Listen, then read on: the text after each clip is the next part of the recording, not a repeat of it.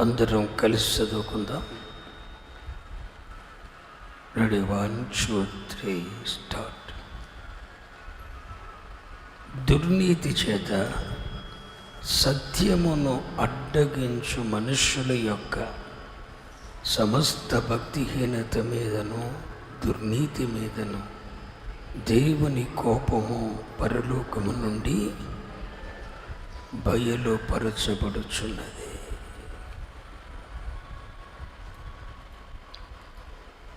ఈ చిన్న మాట నా వెనుక చెప్పండి.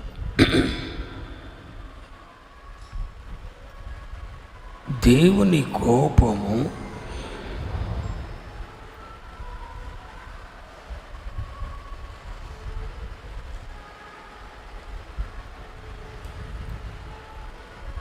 పరలోకము నుండి బయలుపరచబడుచున్నది. ఈరోజు నేను మీ ఎదుట ఏ వర్తమానం ఉంచాలని గడిచిన రాత్రి నేను ప్రభు సన్నిధిలో కనిపెట్టినప్పుడు మీ ఎదుట ఉంచమని పరిశుద్ధాత్మ దేవుడు నాకు ఇచ్చిన సందేశం.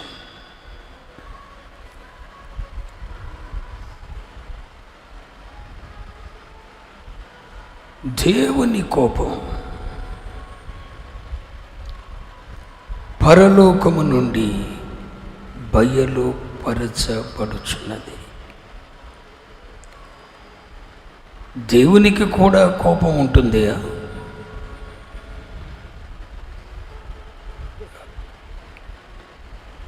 దేవునికి కూడా కోపం ఉంటుందా?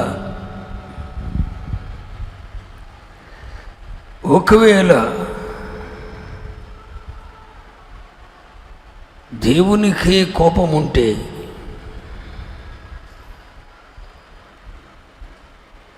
ఆయనకు కోపం ఎందుకు అన్నది మొదటి ప్రశ్న. దేవునికి కోపం ఎందుకు? ఒకవేళ ఆయనకి కోపం వస్తే జరిగే పర్యవసానం ఎలా ఉంటుంది? ఈ విషయాలన్నీ మీతో మాట్లాడమని పరిశుద్ధాత్ముడు చెప్పాడు.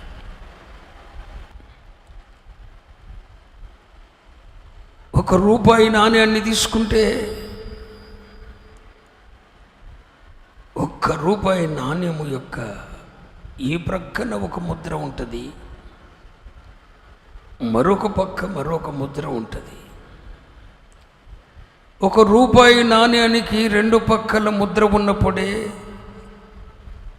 దానికి విలువ ఉంటుంది, అది చెల్లుబాటు అవుతుంది. అలాగే దేవునిని ఒక పార్శ్వములో మాత్రమే మనము చూడకూడదు. దేవుడు ప్రేమయున్నాడు, అవును, ప్రేమిస్తాడు కాదు, అసలు ఆయనే ప్రేమయున్నాడు. ప్రేమ అంటేనే ఆయన. ఏ దేవుని యొక్క ఒక పార్శ్వాన్ని చూస్తే ఆయన ప్రేమయున్నాడు అన్నది ఎంత వాస్తవమో, ఎంత వాస్తవికతో మరొక పక్కన చూస్తే ఆయన అంతే రోషము గల దేవుడై ఉన్నాడు. ఆయన అంతే కోపము గలవాడై ఉన్నాడు.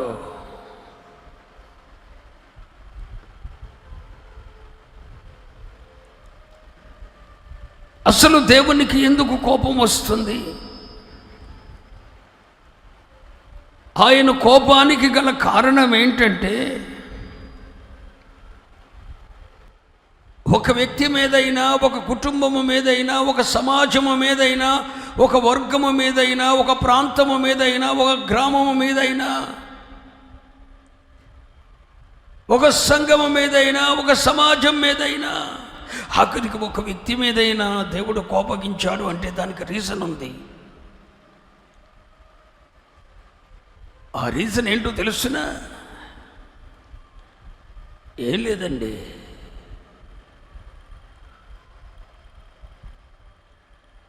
దేవుడు ఏ వ్యక్తి మీద కోపపడుతున్నాడో, ఏ కుటుంబం మీద కోపపడుతున్నాడో, ఏ సమాజము మీద, ఏ వర్గము మీద, ఏ ప్రాంతము మీద, ఏ గ్రామము మీద, ఏ పట్టణం మీద ఆయన కోపపడుతున్నాడో దానికి కారణం ఒకటే. ఆయనకంత కోపం వచ్చింది అంటే అర్థం ఏంటో తెలుసునా?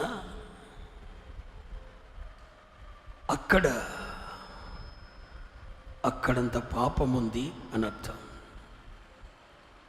అంటే దేవుని కోపం ఏంటంటే, దేవుని కోపం అంటే అర్థం ఏంటంటే పాపము మీద ఆయనకున్న అసహ్యత. నా మాట బహుశా మీకు అర్థమవుతుందని అనుకుంటున్నాను. నా మాట బహుశా మీకు అర్థమవుతుందని అనుకుంటున్నాను. దేవునికి నా మీద కోపం వచ్చింది అంటే అర్థం ఏంటో తెలుసునా? నాలో ఉన్న పాపమును ఆయన అసహ్యించుకుంటున్నాడు అని అర్థం.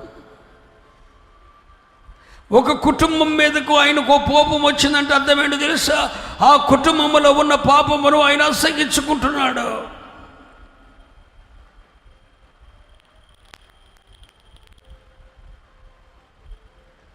ఒక సమాజం మీదకు ఆయన కోపం వచ్చిందంటే అర్థం ఏంటో తెలుసా? ఆ సమాజం మీద ఉన్న కోపమును ఆయన అసహ్యించుకుంటున్నాడు. ఒక గ్రామం మీద ఆయన కోపం వచ్చిందంటే అర్థం ఏంటో తెలుసా? ఆ గ్రామంలో ఉన్న పాపమును ఆయన అసహ్యించుకుంటున్నాడు. ఆయనకు జీర్ణించుకోలేకపోతున్నాడు.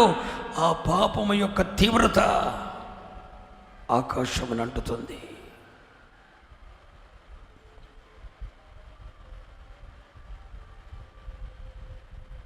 నీవు పాపం చేస్తూ జీవితాన్ని కొనసాగించుకుంటూ కూర్చుంటే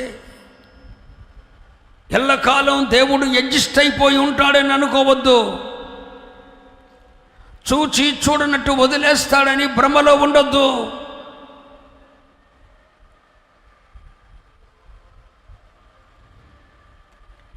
పాపములోనే నువ్వు సంతోషిస్తూ, పాపములోనే ఆనందిస్తూ, పాపములోనే జీవితం అనుగడ కొనసాగిస్తూ, ఇసుమంతా కూడా మనసాక్షిలో నొప్పించబడకుండా, నీ పాపమును గూర్చిన పశ్చాత్తాపము లేకుండా, దాని మీద విడుదల రావాలి అన్న ఆశ లేకుండా, దాని మీద పరిపూర్ణమైన ఒక విడుదల రావాలి అన్న ఆశ నీ హృదయాంతరంగములలో లేకుండా పాపములోనే నువ్వు జీవిస్తూ సంతోషిస్తూ ఉంటే ఎల్లకాలము దేవుడు నిన్ను చూస్తూ ఊరుకోడు.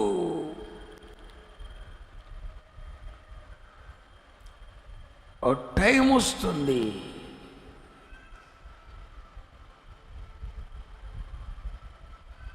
నీ పాపము యొక్క తీవ్రత ఆయన చెవులలో చొచ్చినప్పుడు, మహిమను అంటుతున్నప్పుడు ఇక అసహించుకోవలసి వస్తుంది. ఆయన అసహించుకున్నాడు అంటే అర్థం ఏంటంటే, నీలో ఉన్న కోపమును, నీ కుటుంబములో నీలో ఉన్న పాపమును, నీ కుటుంబములో ఉన్న పాపమును, నీ సమాజములో ఉన్న పాపమును ఆయన అసహించుకున్నప్పుడు కలిగే తీవ్రతే కోపం.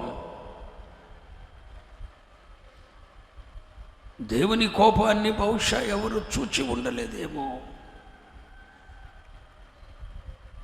దేవుని దీర్ఘశాంతము ఎల్లకాలము ఉండదు.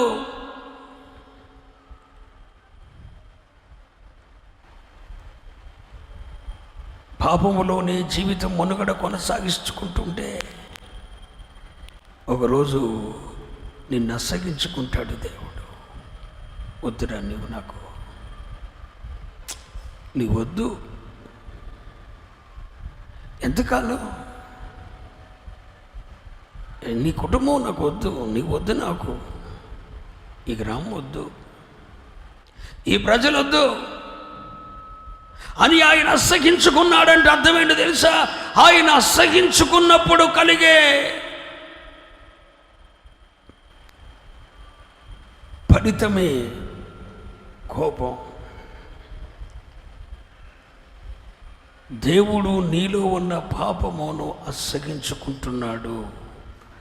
అసహించుకున్నాడు, ఇక వద్దు నువ్వు అనుకున్నాడు అంటే అర్థం ఏంటంటే ఇక ఆయన కోపం వచ్చింది అని అర్థం.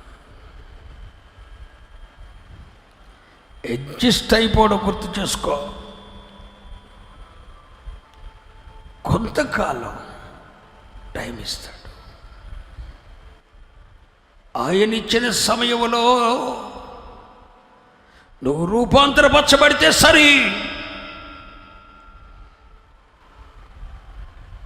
లేదంటే దేవుని కోపము పరలోకము నుండి బయలుపరచబడుచున్నది.